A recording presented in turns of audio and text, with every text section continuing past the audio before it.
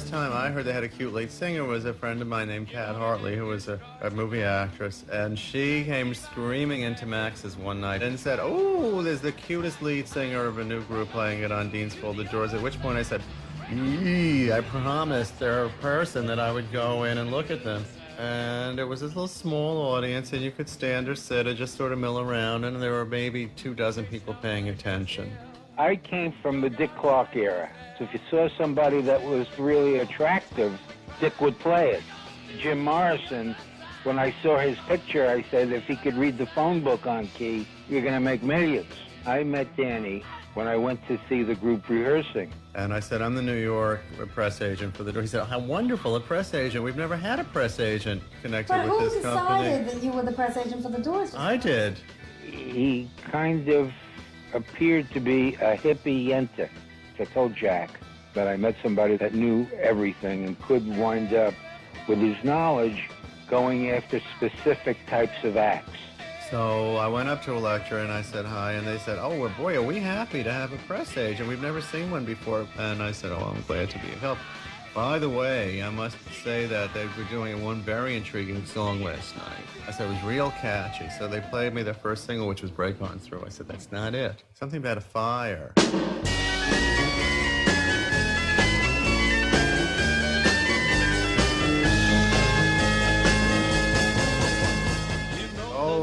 Light My Fire. Oh, that can't be a single. It's 7 minutes long. And I said, that's too bad. Can't you cut it down? And they said, well, you can't cut down the song. It's heretical. You can't do that. Finally, they had figured that it could be cut down. And they remembered that I was the first person outside the company who suggested that they really try to cut it down. And of course, with the release of that song, that became a different record company. Then they called me up from Elektra and asked me to come and work for them as a full-time to create a publicity department. Danny was plugged into another part of the scene, the part of the scene that was bubbling under. But also, he stayed up later at night, and that was a big plus for us, because then Elektra was on the street while I was asleep. We had great plans for him in our head then, because the buzz was starting to invent him as a major sex object. Gloria had seen pictures of him, was intrigued with his record and his photographs. This was my next thing, was I was going to go to California to set up a phone call between him and Gloria. I mean, this is how expense accounts worked in those days. I flew to California to set up a phone call. People in California, it was a joke then, but it was true, they would do one thing a day. And if you asked someone what they did, they would say, I washed my hair today. Long pause, and that was it. And you would say, oh, I, made a salad. And that wasn't because of drugs? No, I think they were all just winding down so fast and finding that they could, if everybody did this, then nobody would ask anybody to do anything more. And I saw them perform in San Francisco. It was very jolly. And I went backstage. I was horrified. It was like a sort of statue just sitting there, and there were all these grouping things, dirty girls, just rags and dirt and things falling off them, and too much eye makeup and a dopey glazed look. I was concerned that this was bad for his image. What if a photographer got this? And Gloria had told me that they're always supposed to be alone. Alone is sexy. You're never supposed to see them with a girl.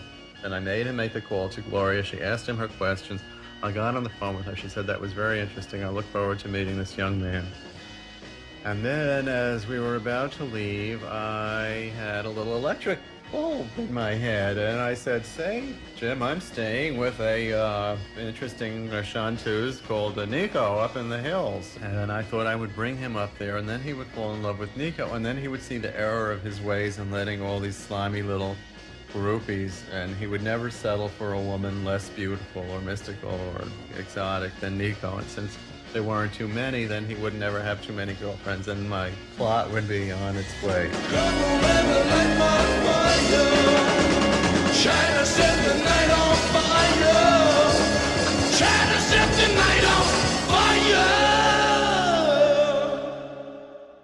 We finally got up to the house, and Nico was standing in a doorway, and he just looked at her.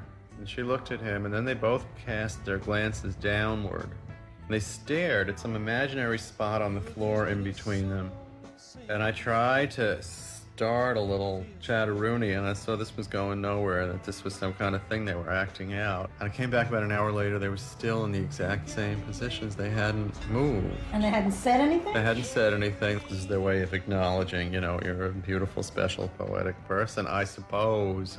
Edie was after I had some pills with me. I always traveled with a little drug case then. I hid them somewhere under a bed and under a mattress and between two blankets and another mattress, and she got them. She found them, and she took about half of everything that was there. I don't know how she did. I don't know when she was in the room, but she did it. She was magical. She was having an affair with Dino Valenti. She wrote, "Come on, everybody, shine on your brother, let's love one another." And the evening wore by, and the day wore by, and he and I went up to the room, and we started smoking a lot of hash. I started making a major speech to him about, I have these things in mind for you, and life is a roller coaster, and stardom is a trip, and I didn't know what I was doing. I was just sounding like every movie I had ever seen about, you know, what's in store, and play the game, and he would just open his palm about every 5 minutes and ask for another drug. Incredible amount of hash. About 6 hits of Orange Sunshine. Nobody in those days got scared about, like, taking too much or I dying? was scared. I thought he was gonna die. I had never seen. I mean, this was like this was enough drugs for me and everybody I met in like 2 weeks in California. But you kept giving it to him. And I kept giving to him. He wouldn't answer, and I would say, "Well, what do you think about that flight of brilliance, Jim? Got any more acid, man?" In the middle of the night, David Newman came running into my room and said, "Oh my God, you have to see what's happening." And she was in the courtyard. She was crying and screaming, and he was naked on top of this house, and he was walking on it, like jumping over the gaps, totally naked. Jesus, what if he falls off? Am I gonna lose my job? That's all I could think of. Who cared about him? She came flying into my room and threw herself on the bed, and she was crying hysterically. You know, I never found out what had happened. I mean, he is so evil. Oh, he is so evil. I know, Miko, calm down, go to bed. He's just stoned. I went to his car, and I took the keys out of the ignition and put them under the floor mat. The next morning dawned, and he said, "Give me my car keys." And I said, "No, you're in no condition to drive." And he was not smiling because it totally reversed everything that he stood for and everything that he tried to project. Nico and Edie suggested we go over to some friend of theirs' house who had a swimming pool. And we got to this house, he didn't have a bathing suit. So I went through this pile of bathing suits and I said, "Here, Jim, this looks like it will fit you. Put this on and then we will go swimming." "Where's my car keys, man?" I said, "I will find them later. Put this on." That's when he took off his thing and he got naked, and I saw his cock, which was very big. What do you mean, very big? It was long. It was like a salami. It was long. We all drove back to the house. We found that all the dining room chairs had been put on the table, and there was a still from Chelsea Girls. On the back of it, it said, "Jim, your ass is mud. Call us and get to rehearsal fast."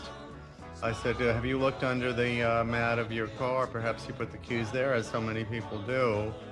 And he gave me a look like, "Oh, so that's where you hit him." And he got him, and he drove away. And he hated me from that point on. He was constantly trying to get Jack Holzman to fire me. Why? From Elektra Records. Well, because I had kidnapped him. Jim got really pissed. And he called me and he says, "Keep Danny Fields away from me. And I'm going to call Jack now." The only other person I knew who wasn't a big fan of Danny's was Jim Morrison. If you get too close to one of your artists personally, that when you have to sit down and have a hard talk, it's tougher to do. But we needed someone to stay close to that group. And you felt Danny was too close? I have no idea. In his later days, he is said to have become nicer. However, when I went to visit his widow to give her my condolences, the lovely Pamela, who didn't live long after that, and the dog kept jumping on me, and she told me it was Jim, and I went, and he vomited on me. I swear to God, it's the truth. I have witnesses, and you know he won't die. The reincarnation. So he doesn't need a reincarnation. He is incarnated at all times.